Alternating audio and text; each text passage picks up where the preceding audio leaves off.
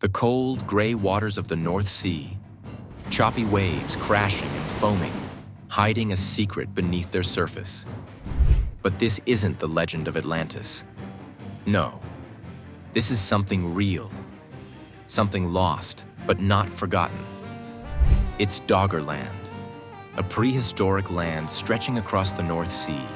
But don't just picture some tiny island.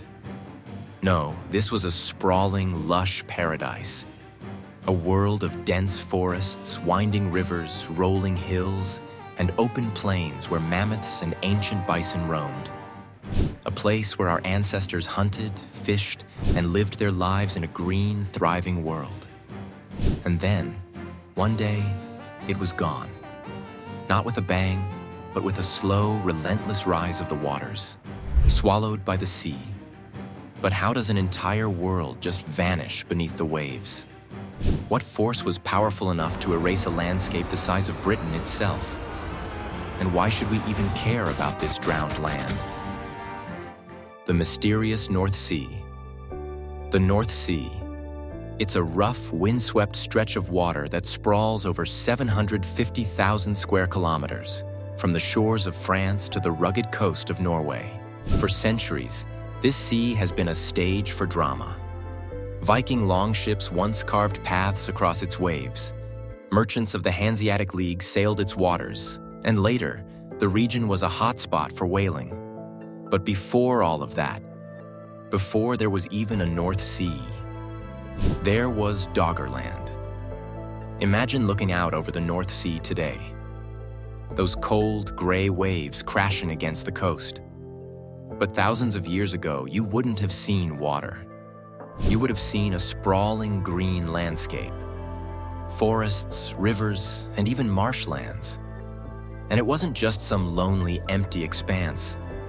It was a thriving, bustling world. The discovery of Doggerland. But how do we know this lost world even existed? How did we uncover the secrets of a land swallowed by the sea thousands of years ago? Aboard a Dutch fishing boat called the Calinda in 1931, the crew was trawling the waters just off the coast of Norfolk, England, hoping for a good catch. But instead of just fish, they dredged up something strange. A thick, dark chunk of peat. At first glance, it looked like nothing more than a soggy, muddy mess. Organic material that forms when dead plant matter is buried and compressed over time. But this chunk was different. Buried within it was a remarkable find. An ancient weapon, likely thousands of years old, was pulled from the depths of the North Sea. This wasn't just some lost trinket. It was a Stone Age tool, the kind that ancient humans used to hunt large animals. But how did a weapon like this end up in the middle of the sea? Had it been dropped by a passing boat centuries ago? Had it washed in from some distant shore? This wasn't just any peat. It was freshwater peat. And that was a game changer. Freshwater peat only forms on dry land, in areas where plants and trees thrive, not at the bottom of a salty, windswept sea. This meant that the area where Calinda had been fishing wasn't always underwater. Once, it had been a vast, green, and thriving land. A land that had somehow been drowned by the relentless rise of the sea. And this discovery wasn't a one-off. Ancient animal bones, including those of mammoths, lions, and even woolly rhinoceroses. Stone tools carved from flint started turning up in fishing nets. Archaeologists even recovered the bones of early humans themselves, silent witnesses to a forgotten world. The evidence was overwhelming. Beneath the cold, gray waters of the North Sea lay the remains of a massive lost landscape. But this begged a bigger question. What was this place? How large was it? And what kind of world had our ancient ancestors once called home? A lost paradise. As scientists dug deeper, both literally and figuratively, they began to understand the true scale of this lost world. This wasn't just a small island or a series of scattered landmasses. It was a colossal, sprawling region covering around 260,000 square kilometers. That's nearly the size of modern-day Britain. Doggerland, as it would come to be known, stretched from the east coast of England to Denmark. It was a land of forests and meadows, crisscrossed by winding rivers that teemed with fish. Herds of mammoths wandered the plains, while saber-toothed cats prowled the forests. Reindeer and bison grazed the open grasslands, while massive aurochs, the wild ancestors of modern cattle, roamed freely.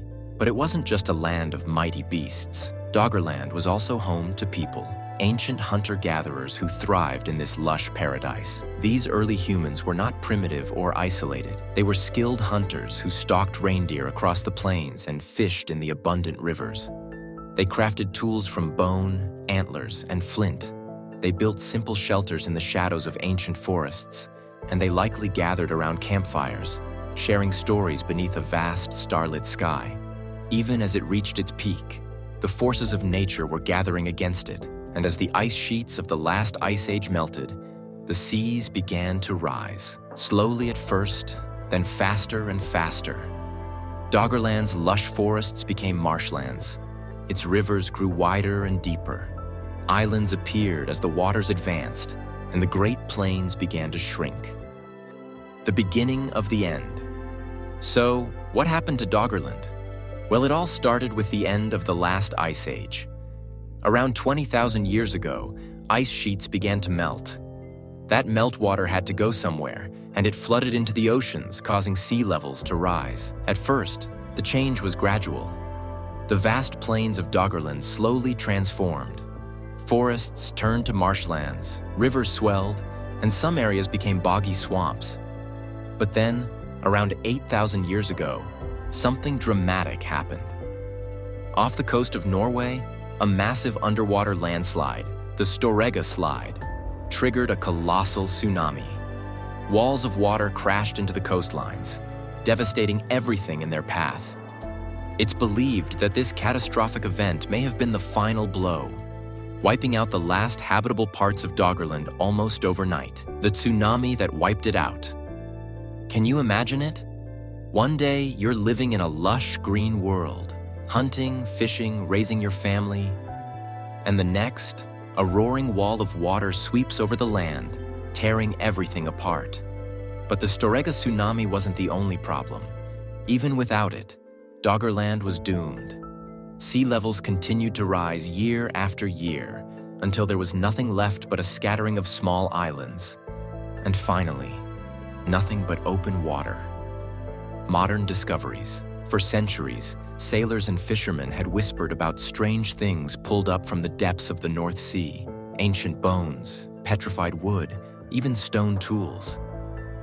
Today, scientists are using advanced sonar mapping and underwater archaeology to continue exploring Doggerland. They found more tools, weapons, and even evidence of ancient settlements. Proof that this lost world wasn't just a myth, but a real, thriving place, full of life. Recent studies have even mapped out Doggerland's rivers and hills. What was once just a blank spot on the map is now being revealed in incredible detail.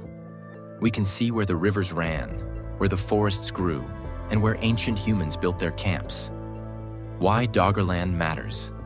But you might be wondering, why does this matter? Because Doggerland's story is one of climate change, a warming world, rising seas, and people forced to adapt or die. Doggerland also teaches us about our ancestors, the hunter-gatherers who once roamed this lost world. The future of Doggerland. Doggerland isn't lost. Every year, fishermen pull up more artifacts from the seabed, and with modern technology, we're just starting to explore what lies beneath those cold, gray waves. Who knows what other secrets this lost world is hiding? An ancient village, perfectly preserved under the silt? A temple where the first humans worshipped? Or perhaps even the bones of the people who once called Doggerland home? Doggerland isn't just a story of the past. It's a story about how quickly the world can change.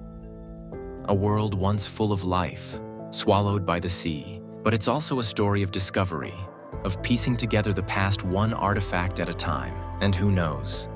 One day you could be the one who pulls a piece of that lost world from the deep. Thanks for watching. Please like the video, press the subscribe button, and also drop your thoughts in the comments section.